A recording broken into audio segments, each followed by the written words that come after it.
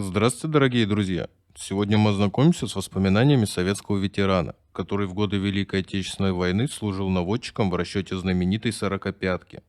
В 1943-44 годах эти пушки уже устарели. Вступая в бой с немецкими танками, артиллеристы всегда несли большие потери. Пережить два-три серьезных боя считалось большой удачей. Не забывайте оценить видео, а также оставить свое мнение по данному материалу. Ну а мы начинаем. Я родился в 1914 году в селе Ёрзовка, Дубовицкого района Сталинградской области. Родители простые рабочие, детей в семье было двое, я и старшая сестра. Окончил 7 классов, работал в механических мастерских. В 1930 году вместе с родителями переехал в Сталинград, построили небольшой дом.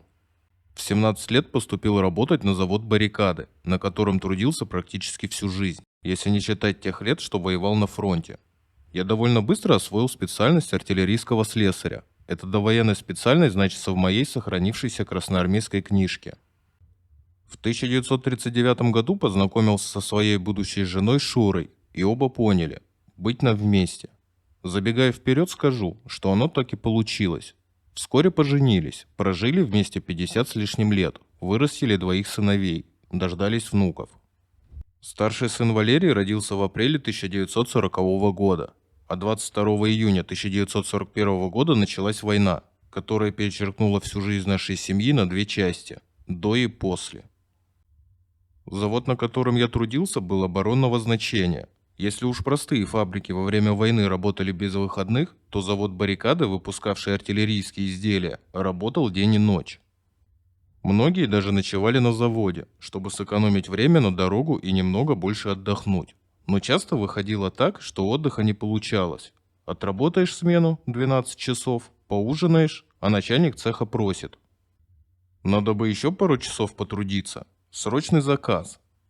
Где 2, там и 3 часа. За полночь спать ляжешь, а в 5 утра будет. Опять что-то срочное. Мы понимали ситуацию, но люди до того выматывались, что от такой жизни просились на фронт. Отдельные немецкие самолеты прорывались к Сталинграду с весны 1942 года, а 9 июля уже целая группа бомбардировщиков произвела массированный налет на промышленные объекты Кировского района. 15 июля Сталинградская область была объявлена в военном положении. Вскоре начались почти постоянные бомбежки города. 23 июля бомбили одновременно заводы «Баррикада» и «Красный Октябрь». Большинство бомб легли в стороне от цели. Сработали команды ПВО, которые начали жечь разный хлам, имитируя пожары. Уже имелись немалые жертвы среди мирного населения, но никакого указания об эвакуации не поступало, и разговоры на эту тему пресекались. Я опасался за жизнь своих близких, но почти круглосуточная работа на заводе не давала возможности слишком задуматься на эту тему. Начиная с мощного налета сотен немецких самолетов 23 августа 1942 года, бомбардировки не прекращались ни днем, ни ночью. Бои шли на окраинах города, а завод «Баррикады» продолжал работать, выпуская оружие для фронта. В один из этих дней я был легко задет осколком бомбы. Но это оказалось мелочью по сравнению с тем, что под бомбежками погибли отец и мать. Дом был разрушен. Спрятав в каком-то погребе жену и двухлетнего сына, я кинулся искать хотя бы тела родителей, чтобы их похоронить. Кто-то из соседей видел, что отец лежал тяжело раненый на соседней улице. Но ни отца, ни мать в непрерывном грохоте бомб, густом дыму пожаров найти не смог. Практически все вокруг горело. У меня уже была на руках повестка явиться на призывной пункт. Уклонение от явки означало трибунал. Я даже не мог вывести из горящего города жену и двухлетнего сына Валеру. Попрощался с обоими. Жене сказал: переждете бомбежку здесь, в погребе, а потом перебирайтесь к родне, выловлю. Никто из нас не знал, что расстаемся на долгих 3,5 года. Всех масштабов трагедии жителей Сталинграда, которых начали эвакуировать буквально в последний момент, ни я, ни Шура не могли даже представить. Как не могли представить, что в городе развернется ожесточенное сражение, которое будет длиться до февраля 1943 года. Я побежал на призывной пункт, бежал как на передовой, под огнем, падая, когда слышал свист бомб, и пережидая очередную серию взрывов. О себе не думал, хоть бы остались в живых жена и сын. Можно представить, что творилось на призывном пункте. Призывников, в основном мальчишек 18-20 лет, да и тех, кто постарше, мне было 28, безоружных, необученных, срочно выводили из огня, чтобы сформировать роты и батальоны, хотя бы наскоро обучить и вооружить. Меня, как опытного специалиста по артиллерийской технике, планировали отправить на курсы артиллеристов, которых на фронте не хватало. Часть призывников, уже имевших военную подготовку, вооружали и присоединяли к вступающим в бой подразделениям. Я не хотел покидать Сталинград, желая быть ближе к жене и сыну. Может, как-то удастся им помочь. Но на мои просьбы пойти добровольцем ответили отказом. Нам специалисты нужны, из винтовки любой выстрелит. А кто их танки уничтожать будет? И начался мой долгий путь от одного города в другой. Началась учеба, но немцы продвигались вперед, и курсантов перевозили дальше на восток. Бог знает, сколько я пережил за зиму 42-43 года, не зная, что с Шурой и Валерой. Слишком много тяжелого свалилось сразу. В один день погибли отец с матерью. Я часто видел во сне жену с сыном, двух единственных оставшихся на свете близких людей. Живы или нет? Весной 43-го года пришло письмо от жены, что они живы. Всю осень и зиму пробыли в осажденном Сталинграде, а весной добрались до поселка Иловли, к родне, в 70 километрах от города. Теперь я был спокоен. А нас, курсантов, перевезли еще дальше на восток. В каком-то городке я наконец окончил курсы артиллеристов, получил звание сержант, самую главную специальность наводчик, он же заместитель командира расчета противотанковой пушки калибра 45 мм. Пробыв месяц в запасном полку, в ноябре 1943 года был направлен на фронт и сразу попал на передовую. «Прощай, Родина», так называли солдаты наши пушки. Стояли батареи почти на одной линии с пехотой и вполне получали то, что сыпалось от немцев на передний край – мины, снаряды, бомбы. Вроде и не слишком холодная зима на Украине, откуда начал я свой боевой путь, но на зиму намерзся так, что вспоминать не хочется. Днем порой растопит дождем лед и снег, хлюпает в окопах грязь, где по щиколотку, где по колено. Тащат бойцы охапки веток, кое-как насобирав их в голой степи, или несколько пучков камыша, а после заката мороз. Шинель застывает, как колокол. Прыгнешь в окоп и висишь на твердой обледеневшей шинели. Обомнешь ее кое-как, а под ногами ледяная каша. Прутья и камыши, втоптанные в жижу. Холод пробивает до костей. Думаешь, неужели целая ночь впереди? Через час-два жижа замерзает, и сам начинаешь коченеть. Прыгаешь на месте, варежками хлопаешь. А от немца с воем летит серия мин. Еще одна. Кажется, в тебя летит. Съежишься на льду и ждешь. Вот он, конец. А когда особенно сильный обстрел начинают, не выдерживали нервы. В кого-то попало. Раненый рядом кричит: «Убили меня!» Не раз в эти минуты приходят мысли. Лучше уж сразу, чем так мучиться. Утром по траншее идешь, один убитый лежит, второй, третий в грязи утонул. Лишь подошвы торчат. Пулемет разбитый, а возле него малец скулит. Пальцы на руке поотрывало. Успокоишь, поможешь перевязать. Не плачь, паря, живым домой вернешься. Высматриваем кухню. Кто по глазасти кричит: «Вот она, разбитая лежит». Ну все, значит, до вечера голодные будем сидеть. Солнце взойдет, как-то легче становится. Наши гаубицы по немцам шарахнут, пехота постреляет, старшина хлеб с махоркой тащит. Запьем ломать водой, покурим, оживаем. К войне быстро привыкаешь. Я потом стыдился своих малодушных мыслей о смерти. Жена, сын тебя ждут. Надо жить. Приходил опыт. Да и возраст уже не мальчишеский. 30 лет в марте 44-го стукнуло. Для 18-летних мальчишек почти дядя. В общем, мне везло. Участвовал в наступлениях, отбивал танковые атаки. Получил медаль за отвагу, когда батарея подожгла несколько немецких танков и помогла пехоте сдержать прорыв. Говорят, крепко запоминается первый бой. Здесь тебя мигом слетает шелуха, остается подлинное нутро. Может, и не совсем грамотно выражаюсь, но так оно и было. С 45-кой в статьях и книгах восхищаются. Вот какая геройская пушка и какие герои-артиллеристы, истребители танков. Громко звучит. Может, оно так и есть, Но если сказать прямо, то к концу 43-го года наша сорокопятка, как противотанковое орудие, безнадежно устарела. Даже новая улучшенная модель с удлиненным стволом. Повторять откровения других артиллеристов не буду. Пушка легкая, небольшая, скорострельная, прицельность хорошая. Я наспор закатил на 500 метров снаряд в чердачное окно, где пулеметчик сидел. Только брызги полетели. Бронетранспортер или броневик наши снаряды легко пробивали. Но ведь к зиме 43-го у немцев какие танки были? Про «Тигр» и «Пантеру» и говорить нечего. У них лобовая броня 100-110 мм. К счастью, они составляли лишь небольшую часть немецкого танкового парка. У Т-3 и Т-4 самых массовых танков броню постепенно усиливали, довели до 50 и более миллиметров. Да еще броневые экраны и звенья гусениц навешивали.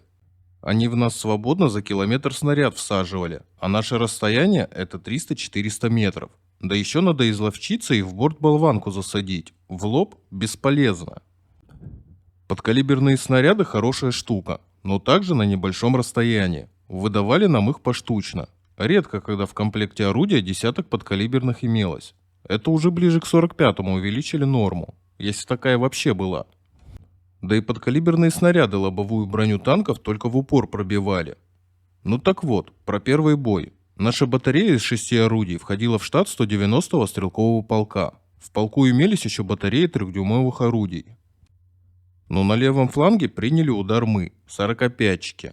Снега еще немного было, декабрь, легкий морозец. Немецкие танки катили на нас с хорошей скоростью, маневрируя на ходу. Примерно штук 12 средних танков Т-3 и Т-4, а с бугра, как с наседки, посылали в нашу сторону тяжелые 88 миллиметровые снаряды 3 самоходные установки. До них было более километра. Атака по существу началась внезапно, без артподготовки, которая чаще вредит, чем помогает. Особенно я имею в виду нашу артподготовку, с вечной нехваткой снарядов. Мы словно сигнал противнику даем своими жидкими залпами, мол, сейчас ударим. И когда атака начинается, немцы уже наготове. Не скажу, в тот раз мы зевнули, но какие-то минуты немцы за счет внезапности выиграли. Я во втором взводе состоял, заместителем командира орудия. Взводный у нас ничего, мужик, взвешенный. А комбат – Олехейко. Мы его фамилию между собой часто в непечатном виде произносили. Был суетливый и не слишком опытный. Хоть и капитан, а где-то вдалеке от передовой долго околачивался. Он начал звонить командиру полка, а у того свои заботы. Немцы второй клин заколачивают. В общем, растерялся Олехейко. Орудия у нас врове как замаскированы. Защитные сетки, хоть и небольшие. Нас разглядеть трудно, но лишь до первых выстрелов. Тогда и снег закоптится, и люди забегают. В общем, будем мы как на ладони. Но это полбеды, если мы первый удачный залп сделаем. 6 стволов – сила. С нужного расстояния, метров 300, можно пару танков сразу подбить, а там уже легче дело пойдет. Наш Олехейко еще кому-то позвонил и приказал открыть огонь одним взводом. Ахнули 3 пушки первого взвода. Недолет.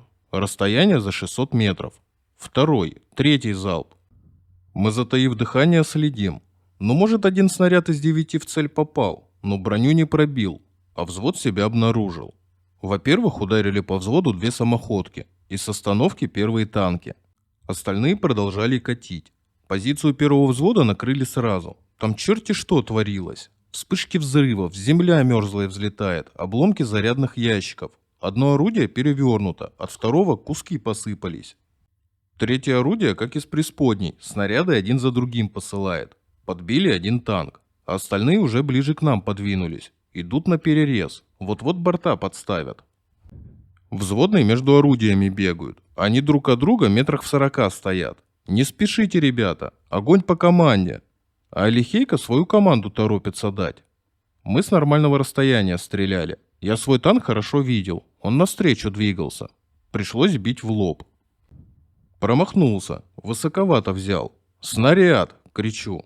А снаряд уже в стволе. Заряжание у нас быстрое и расчет слаженный. Второй снаряд от брони отрикошетил. Только голубая искра проскочила. А нам уже подарок от самоходки несется. 88-миллиметровую ударил в задний бруствер. Осколки в основном по верху пошли, но одному из расчета осколок каску пробил и сорвал вместе с ухом. Боец упал, катается, кричит, кровь хлещет. Я на секунду замешкался. Командир орудия, старший сержант Ващанов, меня оттолкнул. Хотел сам за прицел встать, но меня столкнуть трудно. Я его на голову выше и физически крепче. «Не лезь!» — крикнул я снова и выстрелил. Этот танк мы подбили. Наша пушка или другая, не поймешь. Работали как автоматы, только гильзы звенели. Танки бы нас расколошматили. На батарее 3 или 4 пушки оставалось. Правда, и у немцев один танк горел, второй отползал кругами в низину с порванной гусеницей. Но у них была другая цель. Они прорывали наш левый фланг, и следом за первой группой танков шла вторая с бронетранспортерами. Тогда уже завязывался узел будущего Корсунь-Шевченковского побоища, и немцы совершали тактические прорывы, преследуя какие-то свои цели. Наш взвод, развернув орудие, бил в борта и кормовую часть уходящих в снежной круговерти немецких машин. По нам стреляли самоходки с холмов и разбили одно орудие. Может, добили бы и остальные, но подключились наши гаубицы. Взрывы тяжелых 6-дюймовок заставили отползти самоходки. Часть снарядов обрушилась и на прорывающиеся танки. Остановить их не сумели, но еще один подбили. Мы хорошо подковали бронетранспортер. Он загорелся. Из него выскочило человек 12 фрицев и, пригибаясь, побежали прочь. Они были в шинелях и хорошо заметны на снегу. Мы подожгли подбитой гаубицей танк и принялись посылать осколочные снаряды в убегающих. Все были злые, снарядов не жалели. Почти весь экипаж бронетранспортера был уничтожен. Может, кто-то бы и спасся, но к горящим машинам побежали пехотинцы и добили притаившихся или раненых фрицев. После боя мы похоронили 9 ребят из батареи. Все молодые парни, и 20 лет не исполнилось. Отправили человек 25 раненых в медсанбат. Вот и считай, в батарее около 60 человек вместе с коноводами было, а осталось чуть более 20. Раненые, в основном тяжелые, пострадали от осколочных снарядов. Жутко смотреть на разорванные тела, внутренности, оторванные ноги и руки. Заряжающий, который как резаный кричал, дешево отделался. Его лишь оглушило и ухо осколком отрезало. Вертит в руках разодранную каску и глазам не верит, что живой остался. Еще нашего взводного ранили. Увидел я и первые трофеи, за которыми ребята успели сгонять. Автомат, ножи, часы, удобные немецкие котелки. С любопытством разглядывали. А потом приводили в порядок 3 оставшиеся орудия. В нашем взводе 2 уцелело, в первом одно, а весь бой с полчаса длился. Это считая то время, что мы по убегающим немцам стреляли. Кроме наших 3 пушек, самоходки разбили 2 дивизионные 3-дюймовки. И пехоте попутно досталось. Они отдельно своих хранили, чтобы далеко тела не носить. В общем, за 3 немецких танка и бронетранспортер заплатили мы недешево. Медаль за отвагу получил я, когда поддерживали в наступлении пехоту. Мешал вкопанный в землю танк. Стреляли и другие точки, но это досаждало особенно. Комбат дал задание командиру орудия Ващанову уничтожить танк. Ударили мы метров с 300. Снаряды башню не берут, а танк в нас шарахнул. Ващанова ранили, заряжающего убили. Комбат кричит: «Стреляйте!» А что толку? Далеко. Попросил 2 бойцов в подмогу и покатили пушку в обход. Наши коноводы куда-то далеко забились, поэтому на руках 45-ку катили. Запарились, пока в снегу упирались, а снарядов всего штук 8 прихватили. Я примерился, виднелась лишь одна башня со стволом. Ничего, хватит и этого. Я за командира и за наводчика действовал, попал с 3-го снаряда, а после 5-го танк загорелся. Немцы выскочили и по снегу уползли прочь. Пошла наша пехота. Другие немцы стали траншеи покидать, а у нас всего 2-3 снаряда. Выпустили их, в кого-то попали. Немцы крепко отстреливались, когда отходили. Пулеметчики местами меняются и отходят, прикрывая пехоту. Мы из карабинов стреляли, но немецкие МГ-42 нам охоту быстро отбили. Очередь как врежет по щиту, мы зайцами в снег нырнули. С карабинами против немецких пулеметов не навоюешь. Жалел я, что снарядов мало взяли. Наша пехота цепями двигалась, пулеметчики быстрее за своими. Мы им вслед из карабинов постреляли, и пошел я за трофеями. Лежит немец лицом вниз, шинель, ранец. Я часы и пистолет хотел найти. Сержантам пистолеты не полагались, но считалось шиком их иметь. Особенно почему-то парабеллумы. И вот когда я нагибался, ударила очередь. Вторая. Я в снег бросился. Спасибо, что глубокий. Это меня и спасло. Оказывается, отходящая группа фрицев меня заметила и обстреляла. Обошлось. Но интерес к трофеям я преумерил. Хотя обзавелся позже и парабеллумом, и часами, а одежду с убитых никогда не брал. Считалось дурной приметой. За тот бой меня и наградили медалью за отвагу. Не скажу, что подбитый танк все решил. Силу наших войск уже хватало. Но чем-то мы помогли. По крайней мере, спасли несколько жизней пехотинцев, заткнув пасть этому танку. Что еще про первую зиму сказать? Намерзлись под завязку. Рыли, конечно, землянки, ночевали в отбитых блиндажах. Но зима суетная была, часто меняли место дислокаций, наступали. Сколько орудийных окопов вырыли, не сосчитать. На землянке сил не оставалось. Сильно досаждала немецкая авиация. Чуть зазеваешься, истребители уже над головой. Летят бомбы, пушечные и пулеметные очереди. В один из таких налетов про судьбу невольно вспомнил. Вырыли землянку, печку растопили. А тут команда. К бою. Выскочили и к орудиям. Небольшая бомба попала в нашу землянку. Глядим, а на ее месте груда дымящейся земли и жердей. Мне свой вещмешок жалко стало. Там теплое белье лежало, хорошая трофейная бритва и что-то из еды. О жизни как-то и не думал. Останься мы в землянке, даже могилу копать бы не пришлось. Несли большие потери от немецких минометов.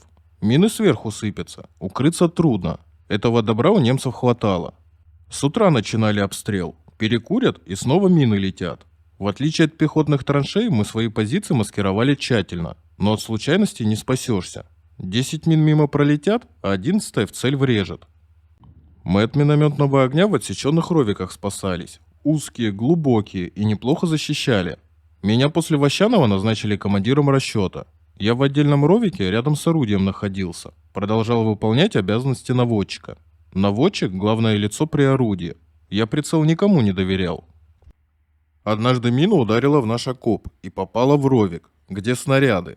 Нас что спасло? Во-первых, не поленились для снарядов длинный глубокий ровик выкопать. Во-вторых, боеприпасов было немного, в основном бронебойные. Они такой сильной детонации не дают, но шарахнуло крепко. Всех оглушило, одного бойца контузило и осколком подошву ботинка пробило. Перевязали и в тыл отправили. Пушку перевернуло, осколками посекло, но прицел я при себе держал. Снарядами соседи поделились, и через полчаса можно было вести огонь. Но это удача, судьба.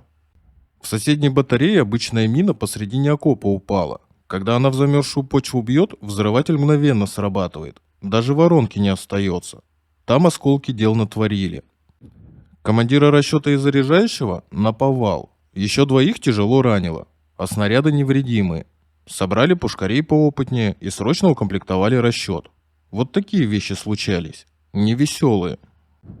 Свой первый орден Красной Звезды я получил приказом от 21 июля 1944 года. История этого ордена такова. Пехотный батальон 190-го стрелкового полка, куда входила батарея, брал какую-то высоту. И полк был в боях уже изрядно потрепан. И от батареи из 6 45 миллиметровок оставалось лишь 4. Сильный пулеметный огонь прижимал батальон к земле, да еще 2 немецкие полевые пушки калибра 75 мм добавляли жару. С этой штуковиной выпуска начала 30-х годов я был знаком еще по работе на заводе. Нас, артиллерийских слесарей, знакомили с иностранными пушками, их особенностями. Что-то полезное мы могли использовать в своей работе. Короткоствольная, с массивным щитом. Она неторопливо посылала 6-килограммовые снаряды, разбивала станковые пулеметы и накрывала в воронках и мелких ложбинках залегшую пехоту. Требовалось перекинуть за бугор наши 45-ки. Без их поддержки атака срывалась и прибавлялось все больше убитых и раненых. Батарея стояла в низине, прикрытая соснами и кустарником. Чтобы добраться до позиции, требовалось преодолеть 1,80 м открытого пространства. Вначале, как всегда, на ура, рванули 2 первые упряжки с 2 45-ками и расчетами. Только немцы про эту проплешину хорошо знали. Первая 45-ка, преодолев 2/3 расстояния, угодила под разрыв снаряда, перевернулась. Убила кого-то из расчета и одну из лошадей. Остальные бойцы, кто раненый, кто контуженный, кое-как доползли до спасительных сосен. Вторую 45-ку разнесло прямым попаданием на полпути. Оставшихся в живых артиллеристов добили еще несколькими снарядами и пулеметным огнем. Погиб и командир взвода. Смотрел я на это месиво, лужи крови, исковерканные пушки, и с тоской понимал, что сейчас наступит моя очередь. По телефону из штаба кричат, торопят командира батареи, тот оправдывается, а бойцы угрюмо ждут. Страшно, когда понимаешь, что на верную смерть идешь, а идти придется, заставят. «Романов, ну что, видел?» С непонятной злостью спросил комбат. «Теперь твоя очередь». В расчете у меня был ездовой, бойкий, находчивый, звали Никита. Когда расчет голодал, всегда надежда на него была. Походит, пошарит по окрестностям, где картошки или молока выпросит, огурцов нарвет, а то и кусок мяса притащит. А был Никита уже в возрасте, постарше меня, сообразительный, много чего повидавший. «Не торопись, сержант», — посоветовал он, — «подумать надо». Думал он недолго и взял командование в свои руки. Приказал 4 крепким бойцам держать лошадей изо всех сил. А сам Никита с другим ездовым давай лошадей кнутом охаживать. Били не на шутку. Лошади ржут, на дыбы становятся, а бойцы на уздечках повисли, держат на месте. Никита скомандовал: «Отпускай!» Ребята мгновенно отпустили уздечки и в стороны. Кони, ошалев от боли, так рванули, что немецкие артиллеристы и пулеметчики не успели взять прицел. Ахнул позади взрыв. Защелкали по соснам разрывные пули, но упряжка с орудием залетела в прогалину и была уже в безопасности. Расчет, кроме Никиты, переполз через открытое место, а ездовой взялся за переправку последнего 4-го расчета. Упряжку отвели немного подальше и таким же маневром проскочили прогалину. А следом перебрался и расчет. Только чудес на войне не бывает. Хоть и перегнали пушку, а 2 из расчета на этой вспаханной снарядами полосе остались. Одного осколками накрыло, а второй слишком торопился, поднял голову и угодил под пулеметную трассу. Только каска в воздух взлетела, а из головы красно-серым брызнула. Я все это видел, даже застонал от отчаяния. Много уже смертей нагляделся, а внезапная гибель еще 2 ребят как по-живому резанула. Пойдут к матерям и женам похоронки. Невольно себя убитым представил. Комбат взводный, зеленый лейтенант. Да я, командир расчета. Вот и весь командный состав батареи, в которой осталось 2 орудия. Посоветовались, оглядели местность и быстро выкатили 45-ки напрямую на водку. Немецкие 75-миллиметровые пушки со щитами, похожими на поставленные торчком обеденные столы, только выгнутые посередине, имели горизонтальный угол обстрела всего 5 градусов. То есть оставались минуты, чтобы прицелиться и ахнуть, пока немцы разворачивают станины. Хоть и малый калибр у наших 45-ок, зато хорошая точность и скорострельность. Плюс наводчики опытные. Ударили по немецким пушкам вперемешку осколочными и фугасными снарядами. Вспоминал, как больно бил в глаза резиновый ободок оптического прицела после каждого выстрела. Одну немецкую пушку накрыли прямым попаданием, вторая нащупала нас. Били по ней, не жалея снарядов. Она была хорошо прикрыта, и наши снаряды вспахивали бруствер или взрывались с перелетом. Да и снаряды 45-миллиметровка весили всего 1200 граммов. Чтобы накрыть немецкое орудие, требовалось прямое попадание. Немцы тоже мазали, но их пушки, даже если в цель не попадали, разбрасывали большое количество осколков. Мы в щит второй пушки наконец-то попали, а он покатый, взрыватель сработал с запозданием, и снаряд взорвался в воздухе. Зато ответная 6-килограммовка ударила едва не под колесо соседней 45-ки. У них и так расчет неполный был, а новый взрыв оставшихся разбросал. Кто убит, кто ранен. Комбат сам за прицел второй 45-ки встал. Снова открыли огонь из 2 орудий. Добили мы эту чертову пушку. Остатки снаряда выпустили по пулеметным гнездам. Кого-то подавили удачными попаданиями, другие умолкли, захлестнутые волной атакующих. Передали раненых санитарам, закурили. С одной стороны радостно, что сыграли решающую роль в наступлении, а с другой... Я считал оставшихся живых из батареи, уцелело не более четверти людей, осталось всего 2 орудия. Чему радоваться? За бруствером лежали в ряд накрытые плащ-палатками и шинели трупы артиллеристов. Там же лейтенант, наш взводный, который пробыл на переднем крае суток 3. А с повозки сгружали еще тела, тех, кто погибли, когда миновали открытую лощину. Если бы не находчивость Никиты, всю батарею там бы оставили. Старшина привез еду. Тоскливая, обычная на фронте картина после жестокого боя. Термосы с кашей, хлеб, водка, махорка на всю батарею. А нас всего человек 15 осталось. Еда в глотку не лезет. Выпили по кружке, повторили, стали ужинать. Голодные, не заметили, как термоса опустели. Сходили, глянули на разбитые немецкие пушки. Короткий толстый ствол, колеса с пружинистой необычной резиной. Орудие вроде массивное, а весит, как наша 45-ка. Мы его легко втроем-четвером ворочали. Пересчитали попадания. Немецкие артиллеристы уже с вывернутыми карманами лежали. У некоторых и сапоги стащили. Нам даже обидно стало. Мы автоматы искали, но их уже пехота забрала. Зато нашли в блиндаже да в окопах штук 5 одеял. Пехоте тяжело тащить, а у нас конная тяга. Забрали, потому что ночью сильно знобило. Ночи на Украине влажные и прохладные. Гранатами трофейными разжились с длинными рукоятками. Я одну как запустил, она метров 60 пролетела. Нашу так далеко не кинешь. Поспорили, почему у нас в армии таких гранат нет. Древесины, что ли, для рукояток не хватает? Так и не пришли ни к какому выводу. А граната, мы их колотушками называли, слабая, завидовать нечему. Мы больше на свои лимонки надеялись. Сильная вещь. В расчете всегда запас лимонок имелся. Автоматов мало было, поэтому при случае мы всегда немецкие автоматы брали. За этот бой я получил орден Красной Звезды. Наградили орденами и медалями еще несколько человек из батареи, в том числе и Никиту. Первый орден Отечественной войны я получил осенью 44 года. Орден среди офицеров и солдат очень почетный, высокий по статусу, и многие мечтали получить именно его.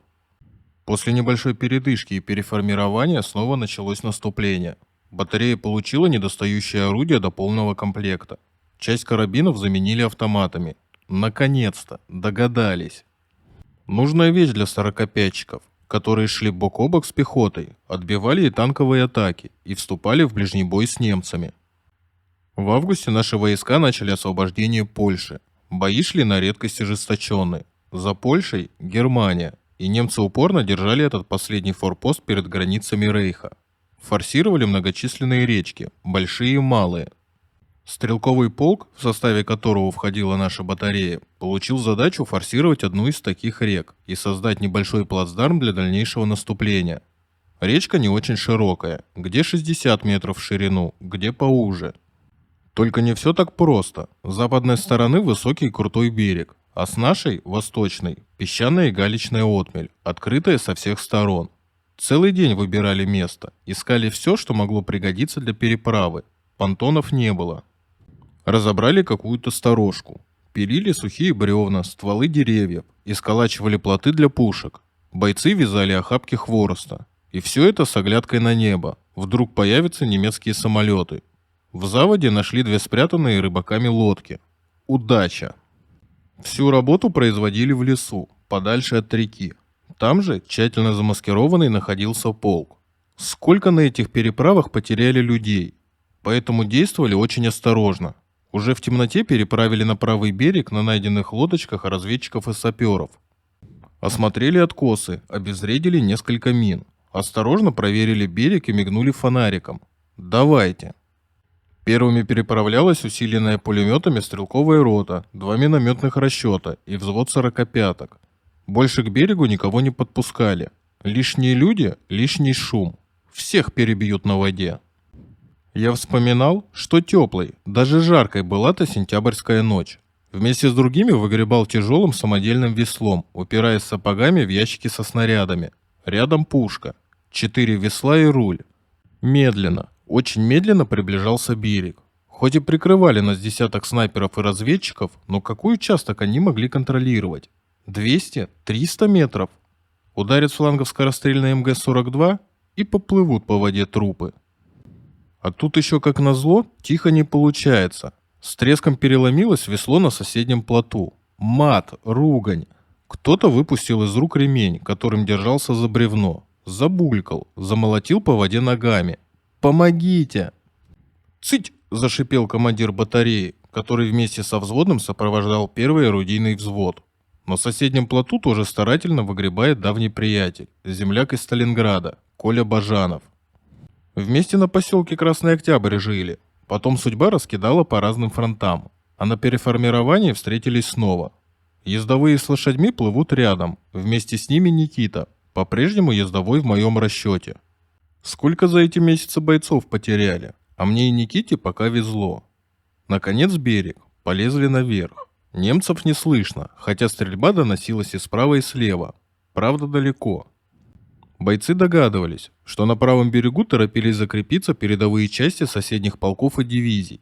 До утра без отдыха копали орудийные окопы, щели для укрытий. Пехота рыла свои укрепления. Сновали взад-вперед обе лодочки, подвозили оставшиеся на левом берегу дополнительные припасы, продовольствие.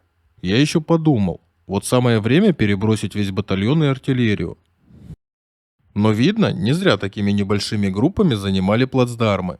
На рассвете немцы разглядели десант и сразу открыли отсеченный огонь из гаубиц по реке и песчаной отмели, где еще копошились люди, готовили к переброске оставшийся груз. Вдребезги разнесли обе лодки. На отмеле горели и взрывались ящики со снарядами, лежали несколько тел. А потом атака. Видимо, у немцев людей на сплошную оборону не хватало, и к местам прорывов бросали мобильные группы хорошо подготовленных солдат. Не киношную атаку пришлось увидеть мне, когда цепи белогвардейцев, как на параде, идут на Анку-пулеметчицу. Здесь все было по-другому. До леса метров 400, а перед ним поле, подлесок, кусты ивника, густая непоросшая трава. Как из-под земли возникали фигуры в пятнистых куртках. Под прикрытием пулеметов, перебежками, ползком стремительно двигались вперед и тоже вели на бегу непрерывный огонь. Командир батареи был у меня новый, капитан Макарчук, из опытных вояк, с лиловым шрамом на горле. Может и голос от этого хриплый, или от водки, но командовал четко. Приказал замаскированные орудия держать наготове, но огонь ни в коем случае не открывать, только по команде. Командирам орудий, наводчикам и заряжающим быть возле пушек, а остальным вести огонь из карабинов и автоматов по атакующим немцам. Умело действовали немцы, чуть не сбросили наших в речку. Новые ручные МГ-42 головы не давали поднять, как метлой сносили брустверы плюс огонь десятков автоматов. В наших «Максимах» вода в кожухах от бешеного огня закипала.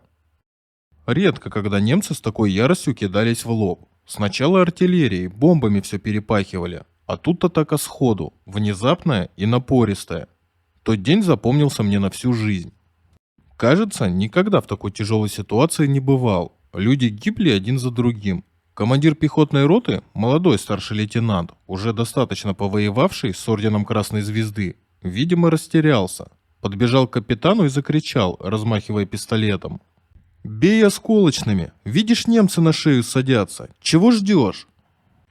А командир батареи Макарчук, невзрачный, выгоревший гимнастерке, тоже с орденом и ленточками за ранение, насмешливо спросил: «Какие тебе снаряды? В роте 5 Максимов, не считая Дегтяревых. Люди в окопы попрятались. Гони их всех наверх. А пушки для танков в берегу.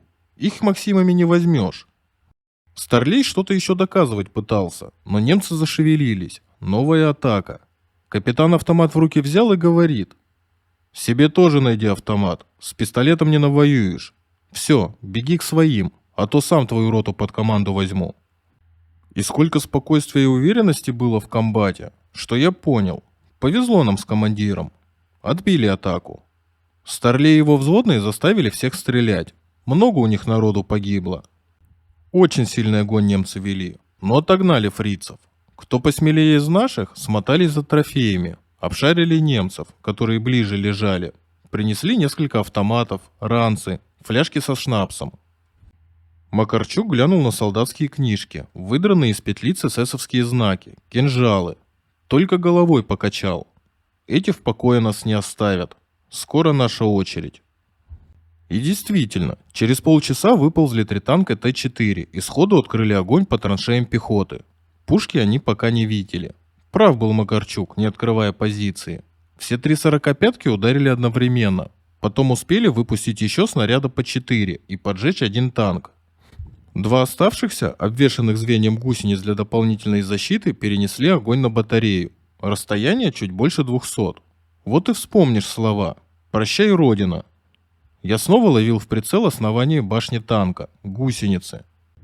После нескольких снарядов танк замер, пошел дым, а рядом с соседним орудием раздался взрыв. 45-ку перевернуло, разбросало расчет. Две оставшиеся пушки продолжали вести огонь. Танк, в который я попал, загорелся, а последний третий уполз в лес. «Коля!» — окрикнул я земляка. «Живой?» «Живой!» — отозвался Коля Бажанов, а через 10 минут близким взрывом накрыло вторую 45-ку.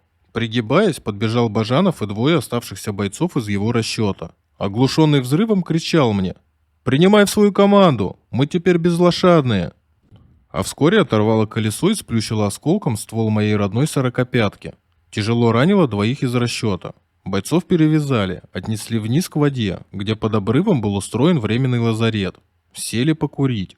У Николая Бажанова рука пробита, правда, кость не задела. Хлопали в разных местах противотанковые ружья, а из реки редко и равномерно били наши гаубицы. Лес невозможно было узнать. Некоторые деревья вырвало с корнем, а других остались одни голые стволы. Обгоревшие дубы растопырили во все стороны обрубленные черные ветки. Где-то правее, километров 10, раздавались глухие взрывы. Возможно, главное направление удара развивалось там. Убитых было много, убирать не оставалось сил. Внизу, под обрывом, лежало человек 40 тяжело раненых. Из моего расчета в строю осталось трое. Я, Никита и подносчик снарядов. «Добьют нас, если вечером подмоги не будет», — как-то равнодушно проговорил комбат. «А ты, Георгий, везучий. Вокруг воронка на воронке. Пушку разнесло, а у тебя ни одной царапины». «Сплюньте, товарищ капитан», — отозвался Никита Бажанов, — «а то сглазите. У Георгия сыну 4 года». «И правда», — сглазил капитан, — «только ранят меня намного позже, и надолго растянется мой обратный путь домой». Под прикрытием артиллерии и уцелевших бойцов вечером начал переправку батальон за батальоном, весь остальной полк. За взятие плацдарма, уничтожение 2 танков противника и проявленное мужество я был награжден орденом Отечественной войны 2-й степени. Война продолжалась, снова наступление, бои. Гибли и получали ранения люди, на их место приходили новые. Неожиданно и нелепо погиб Никита, смелый сообразительный солдат, но порой безбашенный. Пошел в брошенный хуторок разжиться харчами и нарвался на выходящих из окружения немцев. Тело нашли только к вечеру, присыпанное падающим снегом замерзшая лужа крови и вырванные клочья шинели на груди. Погиб от автоматной очереди на вылет, выпущенный в спину. Выдолбили в мерзлой земле неглубокую могилу, наскоро сколотили памятник-пирамидку, дали залп. Прощай, Никита. Мне и Николаю Бажанову пока везло, воевали вместе. Позже я был награжден 2-м орденом Отечественной войны и получил 3 благодарственности от Верховного Главнокомандующего Иосифа Виссарионовича Сталина. Те потертые половинки плотной бумаги с портретом Сталина ценились солдатами не меньше, чем медали, и хранятся у меня до сих пор. Вот короткий текст благодарности от Верховного. За отличные действия в боях за освобождение города Волковыска. За отличные действия при прорыве обороны противника на южной границе Восточной Пруссии. За отличные боевые действия по окружению и ликвидации окруженной группировки немецких войск юго-восточнее Берлина. Не подумайте, что хвалюсь.